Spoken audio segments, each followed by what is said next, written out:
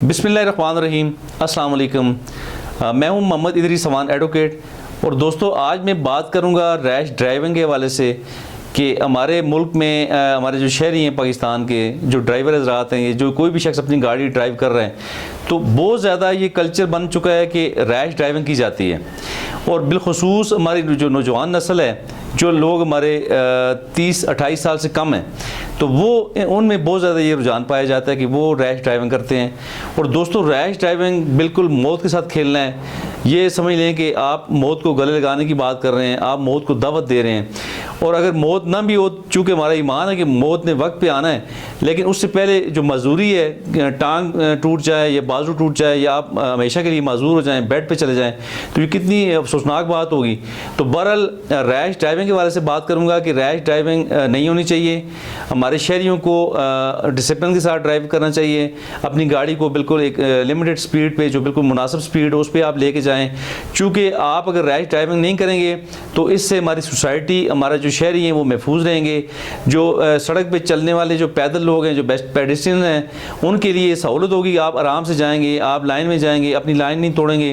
तो इसलिए खुदारा आप रैश ड्राइविंग से बचिए, रैश ड्राइविंग ना करें। आप अपने डिसिप्लिन में ड्राइव करें, आप अपनी लाइन ना तोड़ें। इससे एक तो आपका अपना भला है, आपकी अपनी जान सेव होगी, तो दूसरा आप तमाम शहरियों को महफूज रखेंगे, आप अपने शहर का ख्याल रखेंगे, आप अपने शहरियों का ख्याल रखेंगे। तो इसके अलावा रैश ड्राइविंग जो है एक जुर्म है। इसकी पनिशमेंट है 279 की पाकिस्तान पीनल कोड में, वो है 2 साल, और ये बेलेबल ऑफेंस है। तो एक तो इसे मॉडिफाई करने की ज़रूरत है इस वक्त असर हाज़िर के तकाज़ों के मुताबिक, क्योंकि रैश ड्राइविंग बहुत ज़्यादा हो रही है इस वक्त। बहुत ज़्यादा नौजवान हमारे जो हैं जी सड़कों पे गाड़ियाँ दौड़ा रहे होते हैं और वो किसी चीज़ की परवाह नहीं कर रहे होते। तो जिस ज़माने में शायद ये कानून हमारा बना था, उस वक्त शायद रैश ड्राइविंग इतनी ज़्यादा नहीं हुआ करती थी। एक तो गाड़ी में बहुत कम थी। तो अभी असर हाज़िर के तो जो तकाज़े हैं इस वक्त, एक तो हर शख्स के पास गाड़ी है, तो दूसरा ये कि जी सड़कें बहुत तंग हो चुकी हैं, आबादियाँ बहुत ज़्यादा बढ़ चुकी हैं, और इस वजह से इस सेक्शन ऑफ लॉ में हमें तब्दीली लाने की ज़रूरत है। इसे तब्दील करके इसमें इसकी जो पनिशमेंट है इसे एनहांस किया जाए। और दूसरा, इसका जो फ़ाइन है बहुत ज़्यादा कम है, 3000 टोटल इस पे फ़ाइन है, जिसे बढ़ा के कम से कम 1 लाख रुपए तक करना चाहिए, ताकि जो शहरी हैं उनमें डेटर्स पैदा हो, थोड़ा सा डिसिप्लिन आए, और हम जो रैश ड्राइविंग से बच सकें।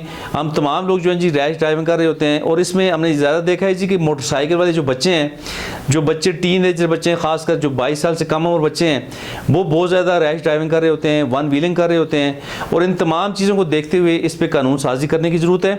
और जो हमारा कानून 279 जो हमारी सेक्शन ऑफ लॉ मौजूद है, उसे मॉडिफाई करने की ज़रूरत है। इस पे हमारी मुकन्ना को बात करनी चाहिए। हमारे जो जो कवानीन के हमारे माहिरीन हैं, जो हमारे वकला दोस्त हैं, इन तमाम दोस्तों को इस पे बात करनी चाहिए, और ताकि हमारी ये सेक्शन ऑफ लॉ मॉडिफाई हो, इसमें एनहांसमेंट जो है पनिशमेंट की भी हो, और साथ जो जुर्माना भी इसका ज़्यादा किया जाए। बहरहाल दोस्तों, रैश ड्राइविंग हर सूरत जो है, हर सूरत ये इंसानी जानों के लिए ख़तरा है। इससे आप अपने आप को भी ख़तरे में डालते हैं और दूसरी शहरियों को भी आप ख़तरे में डालते हैं। तो बहरहाल रैश ड्राइविंग से बचिए, खुदारा सड़कों में रैश ड्राइविंग ना कीजिए, और आप जो है ना डिसिप्लिन में गाड़ी चलाएं, अपनी लाइन का ख्याल रखें, लोगों का ख्याल रखें, अपने आप को बचाएं।